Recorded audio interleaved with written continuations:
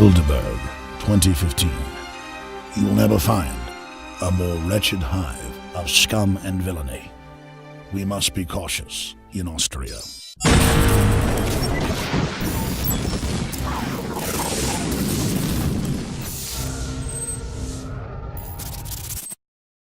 Well, Gerald Celente, 3-4 years ago, said World War III could be coming. Nobody else was really saying that at the time. I remember his Trends Journal. He's so good at it, he'll probably, without me even giving him time to do it, pull up the quotes. But I remember in his Trends Journals 3-4 years ago, he kept harping that when the economy starts to go down, they take us to war, and this time China, maybe even Russia, or vice versa. And I'm not saying China and Russia don't have their own corrupt problems. It's the exact same type of oligarchies. But the West is pushing it all. And the very same West is screwing us over. At least a long time ago, corrupt empires took care of their own people generally. And the spoils came back to Rome. The spoils came back to London. The spoils came back to Oosterbeek. But they don't even come back now. The globalists sell us out to other dictators, but then also try to keep them in check with military forces. So we got Bilderberg 2015 with the TPP in the background. We've got global government being exposed, these corporate combines, these illegal lobbying groups coming out. We've got the stock markets in trouble, the bond market's teetering, but they just keep pumping up the bubble bigger. There is so much to get into today with Gerald Celente of TrendsResearch.com. Gerald Celente is an American trends forecaster, publisher of the Trends Journal, business consultant, and author, and makes predictions about the global financial markets and other events of historical importance. Celente has described himself as a political atheist and a citizen of the world. He's appeared on everything from the Today Show to Good Morning America to Oprah Winfrey, CBS, NBC Nightly News, Russia Today, Alex Jones Show, you name it, TrendsResearch.com. And, boy, you read his spring issue that's been out a while, and it's just spot on. Summer one coming up soon. Gerald Celente, again, joins us. We have defense intelligence documents coming out. And there's all this new news here, but it's just such a big deal that our government admits in Pentagon reports that our government set up al-Qaeda and ISIS in Egypt and in Syria, and now they want to, quote, open bases back up to fight them. But you watch, it'll be to just keep them in this new enclave. They're splitting Iraq up right now. They don't run ISIS or al-Qaeda. They funded them. They turned them loose. Now they're going to keep them in that area. Keep them in that zone. That's Saudi Arabia's reward for being behind 9/11 with the criminals in our government. Now, the media frames that as I'm not saying there's not radical Islamists. There absolutely are. And whereas al-Qaeda, the old al-Qaeda was mainly synthetic, this new ISIS, they allowed them to recruit for years worldwide, is a bunch of idiot bots recruited by globalist intelligence agencies to be run by their psych warfare controllers who pose as imams. And they have Saudi Arabian, Turkish, and NATO money. And it just came out 2 weeks ago that the jihadis are putting out videos threatening InfoWars, official al-Qaeda, ISIS. I'm proud of that. I'm very proud of that. Joe Biggs is very proud of that. And they admit we're hurting their recruiting, and they're telling their people, do not listen to the American pig. We are not run by them, and jihad for us, yes. Because, you see, the truth is hitting them hard, so these teenagers and others understand that they're setting up the Middle East to be destroyed. They're setting it up for a clash of civilizations. So I've kind of set the table for Gerald Celente. I'll be throwing a lot of wild cards at him today, but Gerald, you're probably scrambling around with your stacks of articles and documents, but I remember you obsessively writing, actually 5-6 years ago, but the last 3 intensifying, about going to war with Russia mainly and the preparations for that and why they want war to basically be the smokescreen for an economic implosion so they don't get blamed. Now that it's all happening, I don't hear you talk about it that much. So break down why you saw that coming and where we're going. Well, talking about it, we just sent out a Trends this week, just today. It went out, and it's about the Middle East. It's exploded. The world is at war. And you briefly mentioned it when you talked about Saudi Arabia. You want to talk about some radicals? How about those Wahhabis, huh? Aren't they wonderful? Hey, how come you don't hear all these people like Samantha Powers and Hillary Clinton and Susan Rice and Condoleezza Rice and all of these women that claim that we should be in Afghanistan because of the way they treat women so terribly, but they have lockjaw when it comes to Saudi Arabia. I mean, the women aren't even allowed to drive a car, can't leave the country without permission from their husband, and on and on and on. They have no rights at all, but they're quiet about that because it goes back to what you're saying about supporting these radical fundamentalists. Because among the most radical are the Saudis. Hey, Alex, you know how they love to show those pictures of ISIS beheading a guy every now and then? Yes. What are the Saudis up to now already? It's only a half a year, and they broke last year's record in beheadings. They're up to about 88 now. And it's what they're beheading people for, talking bad about the Prophet Muhammad or whatever. And look, if that's their country, a hellhole, they can do it. I don't want it exported here. And the left gets up there, Gerald, as you know, and says, we have to get rid of free speech because it might offend somebody. That's the whole point. I'm not out insulting Muhammad. I'm not out trying to troll the Muslims. But at the same time, if some preacher wants to do it, it's their right. Because the minute they take their right, they take Gerald Celente's right. Yeah, again, and going back to this, though, with these Saudis, you know, they're behind a lot of this destabilization. Yes. They're the ones, the Arab Little League, with the others that started the war in Libya. They're the ones that are overthrowing Assad. You mentioned Turkey, and now Erdogan faced a defeat in Sunday's election in Turkey because the people there are tired of getting involved in these wars, particularly with Syria. And here's the big one. And this is what today's Trends this week that just went out is about. It's not making the news, and it's going to spread throughout the Middle East. The Saudis are slaughtering Yemenis on a daily basis, bombing the place. It's the poorest country in the Middle East being bombed by one of the richest countries. And one of the princes gave them 100-and-something Bentleys to the pilots, calling them brave heroes, bombing towns with no anti-aircraft guns from 30,000 feet. I mean, that'd be like me stepping on a frog and giving myself a medal. And me being the United States feeding you with everything that you need to crush them. So we have our Assistant Secretary of State over in Riyadh bragging that they're setting up coordination centers and cells to do reconnaissance, to do intelligence, to do refueling, and to assist them with the military-industrial complex to supply Saudi Arabia with everything it needs to slaughter these people. Now, this is why it's so big. When do you remember in our lifetime that the Saudis have launched a war against another country? Never. Never.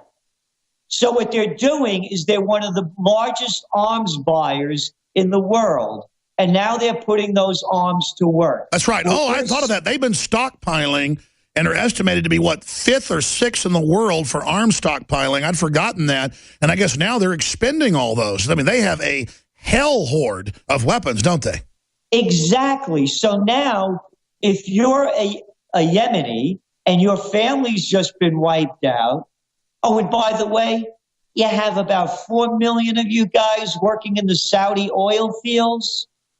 You think you're going to seek revenge? So what we're saying is get ready for the counterattacks. The prostitutes, the media whores, they'll call it terrorism. It's getting even. That's right. They're going to call the Shiites responding to be exterminated. And I'm not trying to lionize the Shiites, but compared to the Wahhabists, they really are the underdog and are always being attacked. And now when they strike back, they're going to be called terrorists, is what you're saying. Exactly, because what they're going to start doing is they're going to start launching attacks on Saudi oil fields. Guaranteed. It's already beginning to happen. It's not making the American news. Number two, or the Western news. Number two, they're going to attack the quote, royal family. I love how they give these names like, what are we, 6 years old? A royal family. You know what happened, don't you, Alex? A princess kissed a frog, and the frog became a king, and they're royal. Who's making this crap up? It's a dictatorship that was put in place following the breakup of the Ottoman Empire after World War I, as you well know, and your listeners do, with the Sykes-Picot plan. There was no Saudi Arabia. There was no Iraq. They made these countries up and put dictators in to run the joints, and now it's beginning to collapse. Why this is so important in Yemen? When the retaliation happens against Saudi Arabia, it's going to start spreading. It's going to go into Bahrain. It's going to go into Qatar. It's going to go into the United Arab Emirates. The Middle East is already in flames. Oh, and our commander-in-chief, Obama, should be brought up on charges of treason. He has lied about everything that he said when he was campaigning as the candidate Obama. But you remember that, this was the guy that was going to get rid of the Patriot Act, close Guantanamo, and most recently, our liar-in-chief last September, when we were going to save them Yazidis on the mountain, and I'm not going to put no boots back on the ground. The boots are flying back into Iraq. One lie after another. And you predicted that. You said we'd put troops back in. Here's the headline today. U.S. prepares plans for more troops, new bases in Iraq, officials. And watch, they're going to split the country in 3 parts and claim that they've made a peace deal with the new caliphate down the road, which is what the West planned all along. And again, it's out of control. It has been for centuries. This whole Prophet Muhammad thing with the Shia and the Sunnis is going on since he died. Yeah, and for those that don't know, the Shiites say that you've got to have a genetic line to Muhammad to be basically a priest. And the others say, no, anybody can be. And, of course, that group's the majority, 80%. About 19% are Shiite, another 1% are kind of these subgroups, Alawites, Zoroaster, Muslim subgroups. But they hate each other just absolutely more than some of the radicals hate the West. And I see the West trying to start a Shiite-Sunni civil war. It looks like they're doing a pretty good job. That's exactly it. They're creating destabilization in the entire area. They're pitting one against the other. And the people are the losers. You look what's going on in Syria. Syria wasn't bothering anybody. And you remember, this is what I love too, with the cover of the Trends Journal. We call it the presidential reality show. Liars, crooks, freaks, and fools. You look at Hillary Clinton now. This is the woman responsible for the overthrow of Gaddafi. And you remember that famous clip of her on CBS News asking how did she feel when they found out he was dead. And here she is. We came, we saw, he died. Anyway, going back to the fallacy of this whole campaign and what they're doing, now she's playing an Obama. She's playing Miss Progressive. She's playing peace and love. She's playing we're going to help the little peoples.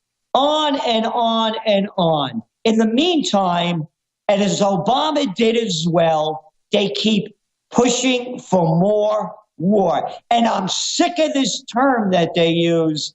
Oh, no, these aren't combat troops on the ground. These are advisors. What does everybody have? Attention deficit disorder? That's what they call them in Vietnam. Celebrate the spirit of freedom and liberty upon which our nation was founded at InfoWarsShop.com. Molon Lave is ancient Greek for come and take it. This popular design combines both classic Greek Spartan imagery with modern M16 assault rifles. Now available in women's tees and proudly made in the USA. And now you can protect yourself from corrupt cops with the InfoWars dash cam. It's your car's black box device that records all that the driver sees and hears. And introducing the Block It Pocket. It renders your phone undetectable while protecting your private data and your health. Or take back your privacy and protect your personal information by getting your very own Detractor cell phone pouch. So get incredibly high-quality, freedom-based products and help fund the revolution at InfoWarsShop.com. Well, Gerald Celente, 3-4 years ago, said World War III could be coming. Nobody else was really saying that at the time. I remember his Trends Journal. He's so good at it, he'll probably, without me even giving him time to do it, pull up the quotes. But I remember in his Trends Journals 3-4 years ago, he kept harping that when the economy starts to go down, they take us to war. And this time, China, maybe even Russia, or vice versa. And I'm not saying China and Russia don't have their own corrupt problems. It's the exact same type of oligarchies. But the West is pushing it all. And the very same West is screwing us over. At least a long time ago, corrupt empires took care of their own people, generally. And the spoils came back to Rome. The spoils came back to London. The spoils came back to Oosterbeek. There is so much to get into today with Gerald Celente of TrendsResearch.com. Gerald Celente is an American trends forecaster, publisher of the Trends Journal, business consultant, and author, and makes predictions about the global financial markets and other events of historical importance. Celente has described himself as a political atheist and a citizen of the world. He's appeared on everything from the Today Show to Good Morning America to Oprah Winfrey, CBS, NBC Nightly News, Russia Today, Alex Jones Show. But they don't even come back now. The globalists sell us out to other dictators, but then also try to keep them in check with military forces. So we got Bilderberg 2015 with the TPP in the background. We've got global government being exposed, these corporate combines, these illegal lobbying groups coming out. We've got the stock markets in trouble, the bond market's teetering, but they just keep pumping up the bubble bigger.